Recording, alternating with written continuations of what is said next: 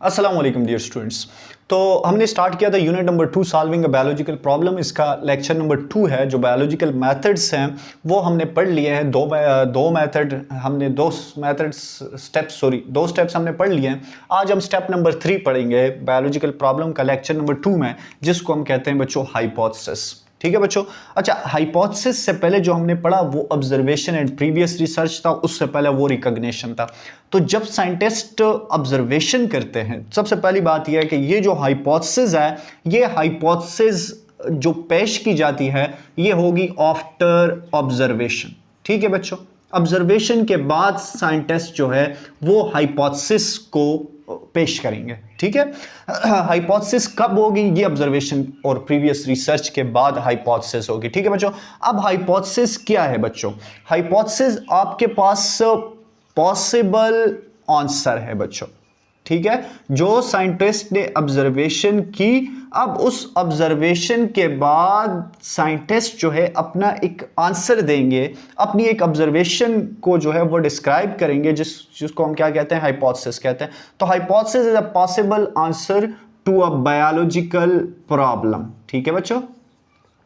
Hypothesis is a possible answer to a biological problem. तो hypothesis आपके पास observation की बात की जाती है और it is possible answer to biological problem. ये जो पॉसिबल आंसर है, इस पॉसिबल आंसर की जगह हम लिख सकते हैं कि इट इज टेंटेटिव आंसर।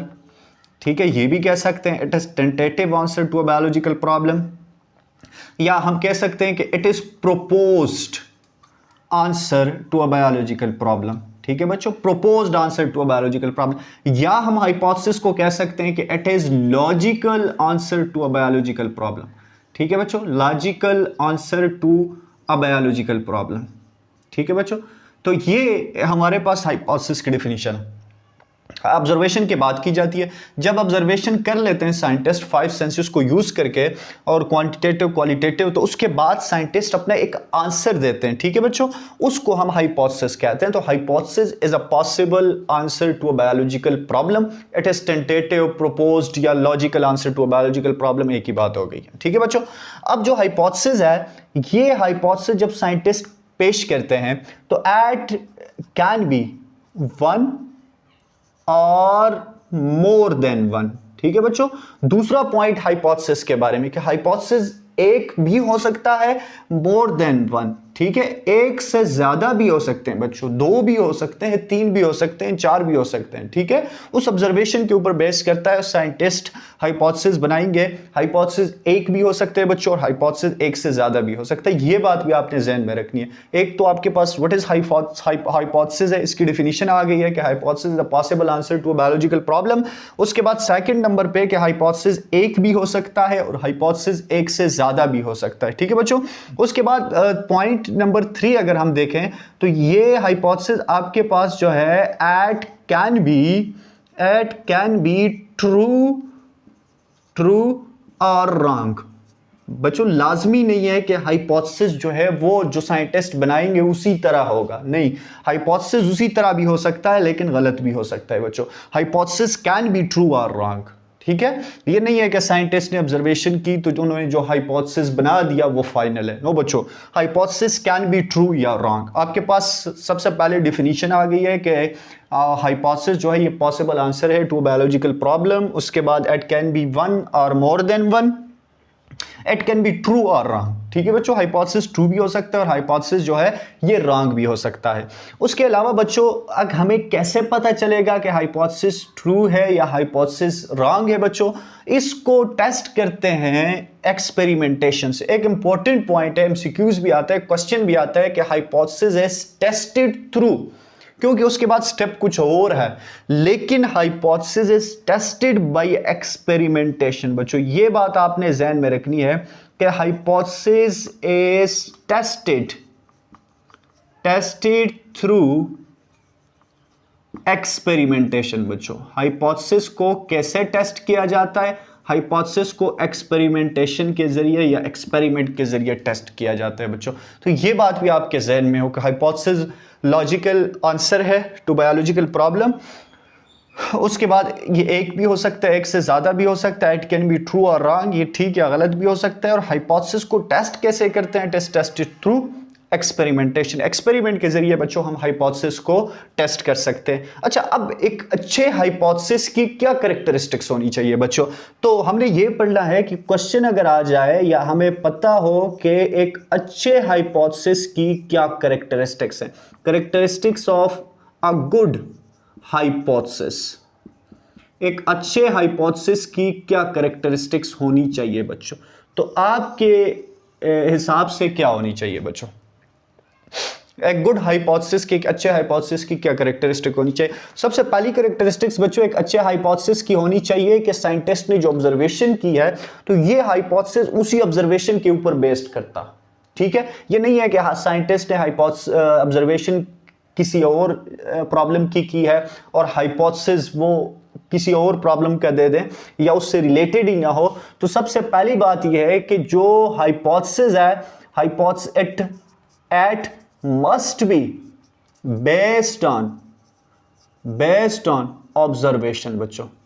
ठीक है बच्चों, ये पहला पॉइंट क्या होगा कि जो आपके पास हाइपोथेसिस है वो हाइपोथेसिस ऑब्जर्वेशन के ऊपर बेस करे, जो साइंटिस्ट ने ऑब्जर्वेशन किया उसी के ऊपर ये हाइपोथेसिस हो, उसी से रिलेटेड ये हाइपोथेसिस हो। तो बच्चों अच्छे हाइपोथेसिस की, गुड हाइपोथेसिस की पहली कैरेक्टरिस्टिक्स हो गई है it is based on observation. ठीक है, सेकंड नंबर पे कि एट मस्ट बी टेस्टेबल। बच्चों हाइपोथेसिस ऐसा होना चाहिए जो कि टेस्ट भी हो सके, टेस्टेबल थ्रू एक्सपेरिमेंट, बच्चों ये हाइपोथेसिस ऐसा होना चाहिए जो कि एक्सपेरिमेंट के जरिए टेस्ट हो सके। ठीक है बच्चों, आपके पास दो पॉइंट है। पहला पॉइंट क्या है? It must be based on observation, it must be testable through experimentation बच्चों। ठीक है, और तीसरे नंबर पे बच्चों ये जो हाइपोथेसिस है इसके कैरेक्टरिस्टिक्स ये भी है कि इट इज प्रोपोज्ड आंसर। ठीक है, वही जो डिफिनीशन है वो आपके पास यहां पे भी आती है, it is proposed answer to a problem. ये एक प्रोपोज्ड आंसर होना चाहिए टू अ प्रॉब्लम। ठीक है, फाइनल आंसर नहीं होना चाहिए बल्कि ये एक प्रोपोज्ड होना चाहिए, फाइनल भी हो सकता है। तो ये आपके पास 3 पॉइंट्स आ गए बच्चों। और पॉइंट नंबर 4 क्या है कि पॉइंट नंबर 4 है बच्चों, there is always a way to disapprove the hypothesis after experimentation. ठीक है बच्चों, तो ये भी होना चाहिए कि एक्सपेरिमेंटेशन के बाद अगर वो हाइपोथेसिस ठीक ना हो तो उसको डिसअप्रूव किया जाए। तो there is always a way to disapprove the hypothesis. ठीक है बच्चों, to disapprove the hypothesis after observation. तो ये जो हाइपोथेसिस हैं ये भी होना चाहिए कि ये हाइपोथेसिस अगर रॉन्ग है तो वो एक्सपेरिमेंटेशन के बाद उस हाइपोथेसिस को डिसअप्रूव कर सके। ठीक है बच्चों, तो हमारे पास जो एक अच्छा हाइपोथेसिस है, गुड हाइपोथेसिस है, उसकी 4 कैरेक्टरिस्टिक्स हैं। It must be based on observation, observation के ऊपर होना चाहिए, टेस्टेबल होना चाहिए, प्रोपोज्ड आंसर है, और ये जो है ये इसका हमेशा जो है डिसअप्रूव आफ्टर एक्सपेरिमेंटेशन। ये भी होना चाहिए कि वो जो हाइपोथेसिस है वो एक्सपेरिमेंटेशन के बाद डिसअप्रूव हो सके अगर वो रॉन्ग है बच्चों। अच्छा, तो ये हमारे पास था बच्चों हाइपोथेसिस के हवाले से जो भी क्वेश्चन आएगा इंशाल्लाह इसके रिलेटेड ही होगा। हाइपोथेसिस क्या है, हाइपोथेसिस के बारे में कुछ और पॉइंट्स है, फिर उसकी एक अच्छे हाइपोथेसिस की कैरेक्टरिस्टिक्स क्या है। उसके बाद बच्चों स्टेप नंबर 4 है जो बायोलॉजिकल प्रॉब्लम का, उसको हम कहते हैं डिडक्शन। ठीक है बच्चों, उसको हम क्या कहते हैं? डिडक्शन कहते हैं। ये डिडक्शन आपके पास क्या है? It is logical consequences of a biological problem. ठीक है बच्चों, logical consequences of biological problem, ये आपके पास क्या होता है? एक लॉजिकल कॉन्सिक्वेंसेस है या ये आपके पास एक प्रिडिक्शन है बच्चों, प्रिडिक्शन है which is done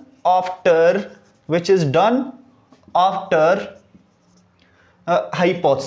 हाइपोथेसिस के बाद बच्चों डिडक्शन की जाती है, आंसर को डिड्यूस किया जाता है बच्चों। और उस डिडक्शन की पहचान आपके पास क्या है बच्चों? उसमें एक ही ज़हन में आपने रखना है कि उसमें एफ, ठीक है बच्चों, एंड देन, इन दोनों का यूज होता है बच्चों, एफ एंड देन का यूज होता है, एक डिडक्शन की पहचान है। मिसाल के तौर पे बच्चों बायोलॉजिकल प्रॉब्लम था मलेरिया, उसके लिए हाइपोथेसिस बनी कि Plasmodium is the cause of malaria. ठीक है बच्चों, मिसाल के तौर पे आपके पास उसके लिए हाइपोथेसिस क्या बनी, डिडक्शन हाइपोथेसिस उसके लिए क्या बनी, हाइपोथेसिस उसके लिए बनी कि Plasmodium is the cause of malaria. Plasmodium is the cause of malaria, cause of malaria. बच्चों ये उसकी हाइपोथेसिस थी। तो अब हम इसको देख रहे हैं, इसमें हमें ना एफ दिखाई दे रहा है ना देन दिखाई दे रहा है, इसका मतलब है ये हाइपोथेसिस है, प्रोपोज्ड आंसर है, Plasmodium is the cause of malaria. अब इसकी डिडक्शन कैसे बनेगी बच्चों, इसमें आप इसको देखेंगे तो पहचान जाएंगे कि ये इसकी डिडक्शन है, क्योंकि इसके शुरू में एफ आएगा और दरमियान में देन आएगा। ठीक है, ये जो हाइपोथेसिस है इसके शुरू में एफ आएगा, ये हाइपोथेसिस खत्म होगा तो देन आएगा, और आगे हमने डिड्यूस करना है नेक्स्ट सेंटेंस को। तो ये आएगा F plasmodium is the cause of malaria. ये हम डिडक्शन कर रहे हैं, इसका डिडक्शन बना रहे हैं, F plasmodium is the cause of malaria, cause of malaria. ठीक है बच्चों, अब देन, ठीक है बच्चों, ये देखें एफ और साथ में then, if plasmodium is the cause of malaria, then every malarial patient, every malarial patient should have plasmodium in their blood. Malarial patient should have plasmodium in their blood. अगर Plasmodium की वजह से malaria फैलता है, malaria होता है, तो फिर हर एक मलेरियल पेशेंट के ब्लड में प्लाज्मोडियम होना चाहिए। ठीक है बच्चों, ये हाइपोथेसिस थी, ये उसकी डिडक्शन थी। तो डिडक्शन एक लॉजिकल कॉन्सिक्वेंस है, एक प्रिडिक्शन, एक डिड्यूस्ड आंसर है, और ये डिड्यूस्ड आंसर जो है ये हाइपोथेसिस के ऊपर बनता है बच्चों, ये हाइपोथेसिस के ऊपर बनता है, और इसकी पहचान क्या है कि इसके अंदर एफ और देन का यूज होता है बच्चों। ठीक है, तो ये हमारे पास आज के दो स्टेप्स थे बायोलॉजिकल मेथड के, जिसको हम क्या कहते हैं बच्चों, एक हाइपोथेसिस था और दूसरा डिडक्शन था। तो उम्मीद है कि आपको ये समझ आ गया होगा। Thank you.